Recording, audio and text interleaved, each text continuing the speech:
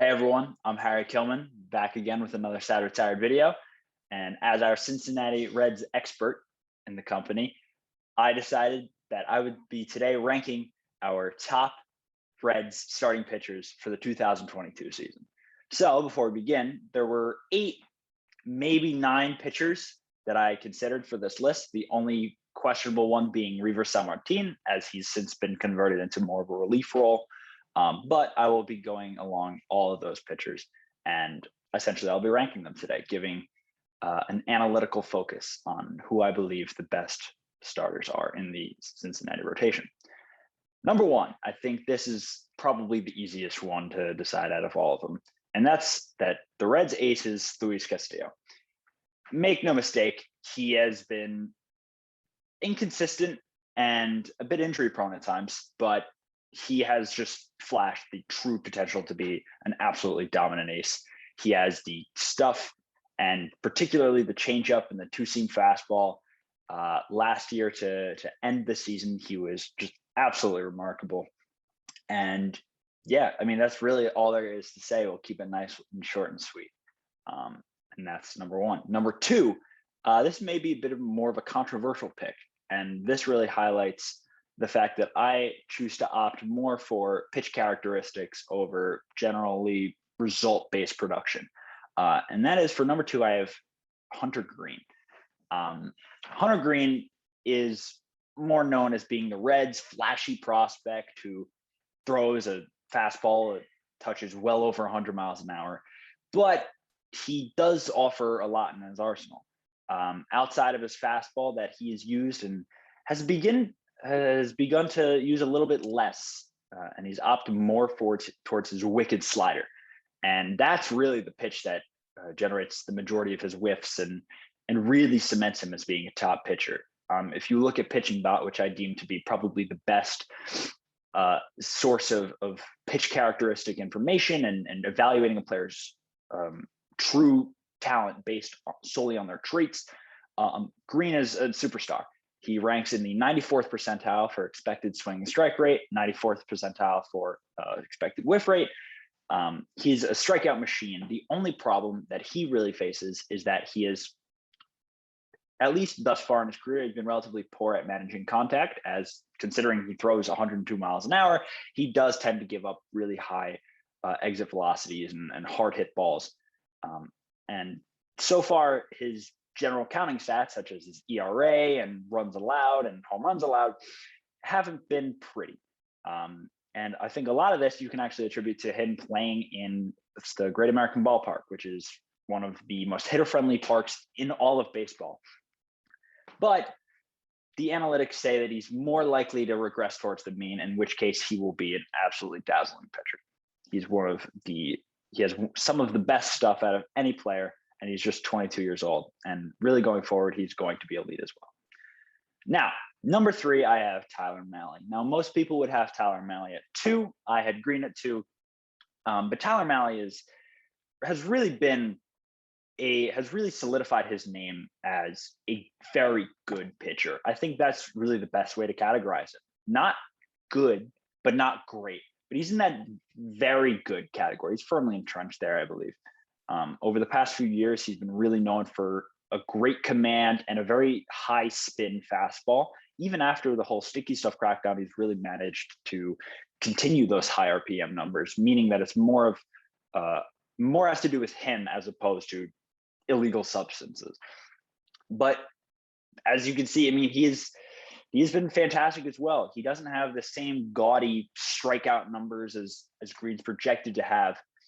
He does walk guys at a bit of a higher clip, only he is in the 50th percentile there as opposed to Greene's 30th percentile. Although he does sit around like the 70th percentile for strikeouts, whiffs, and expected swinging strikes. He has shown, on the opposite end of Greene's spectrum, where his batted ball luck has been a little bit more on the favorable side thus far, as opposed to the unfavorable. And he has overperformed his peripherals so far. However, that'll balance out. within time, and he's still a very good pitcher. His consistency, he's been consistently inconsistent, is a good way I would categorize him. I apologize, I'm a little sick. In that he's had very waves in his production. He'll peak with a stellar performance, including a 12 strikeout complete game. And then he'll slowly have poor performances, cap out at a undeniably poor start, but then he'll make his way back into great categories. And, he'll have this very sine wave-esque game log. But other than that, he's probably going to be traded at the deadline, as most likely will Castillo, and for good reason, because he's a fantastic pitcher. Now, at number 4, we have another rookie, and rookies are going to be a big trend for the Cincinnati Reds here. And I have Graham Ashcraft. So the thing with Ashcraft is that and a lot of people coming into the league have, including myself, have projected him more as a full-time reliever, as he only has 2 pitches that he relies on. And unlike Greene, he doesn't really flash a third pitch like a changeup or a cutter. He's really solely reliant on his fastball-ish, cutter-ish pitch. That's his go-to. He throws it 50% of the time. Very high velocity pitch. And he commands it well. He does a lot of the good things for there. And then he also has a slider, which he tunnels excellently. And just as a result, thus far, he has been arguably the Reds' most impressive pitcher, just on paper. He has been a fantastic contact manager. His expected home run rate is in the 93rd percentile. Expected ground ball rate's in the 91st percentile, and his expected hard contact rate is in the 84th percentile. His strikeout numbers have been a little subpar, only 37th percentile in expected strikeout rate. However, when you look at more of whiffs and the expected swinging strike rate and called strike plus whiff rate, he does rank above average in all of those categories. And if you look at his range of outcomes on his pitching bot profile, he does at worst project to be around league average of the starter. At best, he could be an elite one on the days where he truly has it. And then following up Ashcraft, we have another Reds rookie, Nicola Dolo, arguably the prospect with the most merit to his name coming into the year. Arguably between him and Greene. However, he's been sidelined due to injuries, so we haven't really had an extensive sample size. So a little bit of this is projection. His range of outcomes is quite wide, but going based solely on the pitch traits that we've seen of him, in that he really has the sinker cutter changeup duo, sinker curveball changeup duo. I apologize for that. He's phenomenal in all those aspects. He has great stuff. He has a lot of movement, particularly on that curveball, which is devastating for opposing hitters, and gets a lot of whiffs. He has a sinker, which he's most reliant on. He's very much the modern prototype of pitchers that really throws the sinker with a lot of run and a lot of movement as his primary speed pitch. And he's been great at managing contact thus far, 83rd percentile in home run rate, 84th percentile in expected ground ball rate, both fantastic numbers when you combine the fact that, once again, the Reds do play a Great American Ballpark.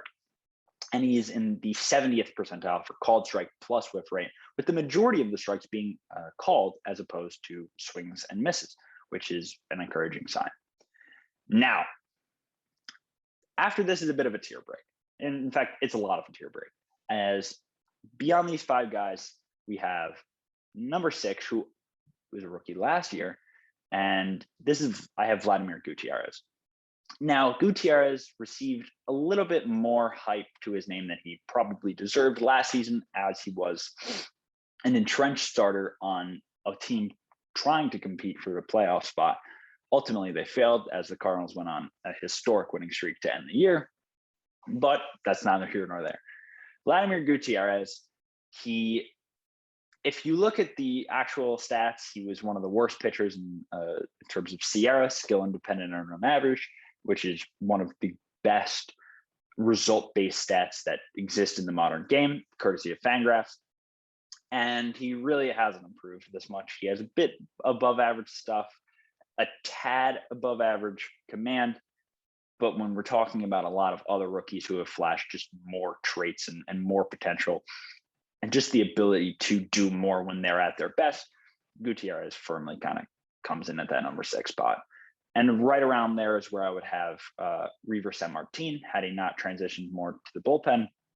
But he's another guy who has great spin rates, great movement, and particularly great command. However, his velocities are quite subpar, and that those really hold him back from reaching that next level. Number 7, I have another player in a similar mold as Ash, in similar mold alongside Ashcraft, is Conor Overton. Conor Overton had only a few starts, but he really, really excelled and really strung together a few impressive performances. However, he's now hurt. He might be out for the entire season. I think he only got through 4 games in doing so.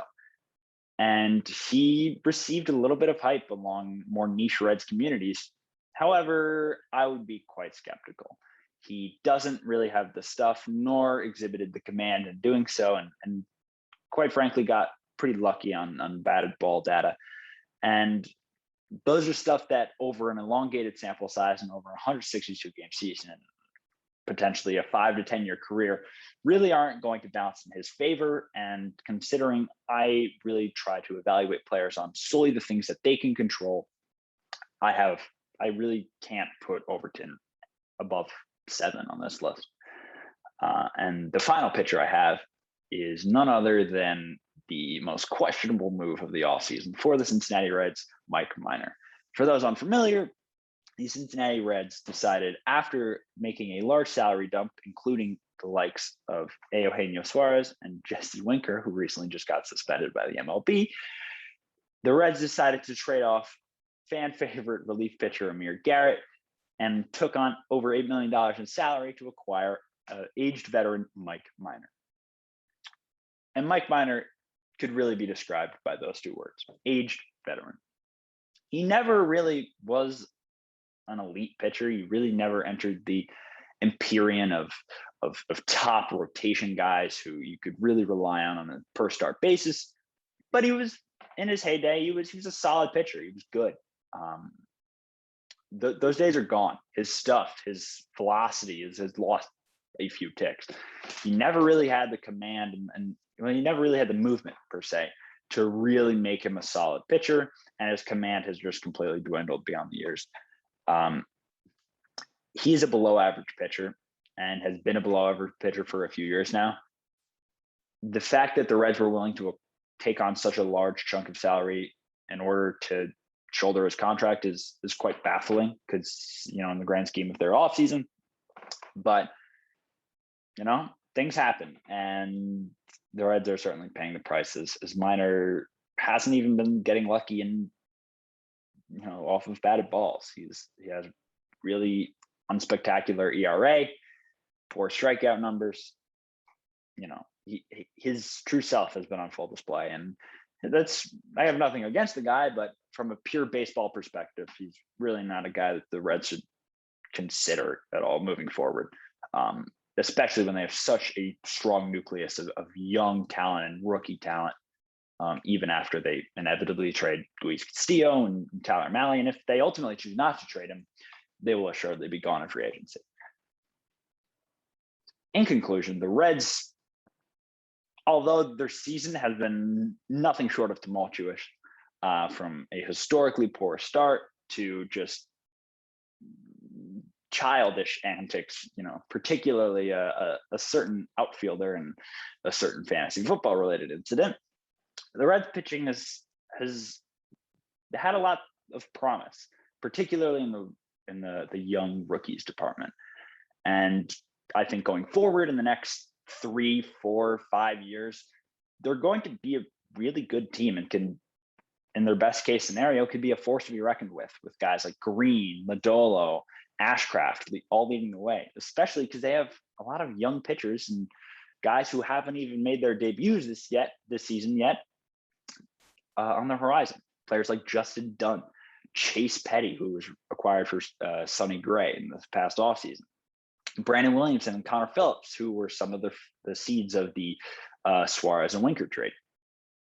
This is a team that does have promise going forward. And ultimately, this year, the season has been rough, but on the pitching end, I think they're doing just okay.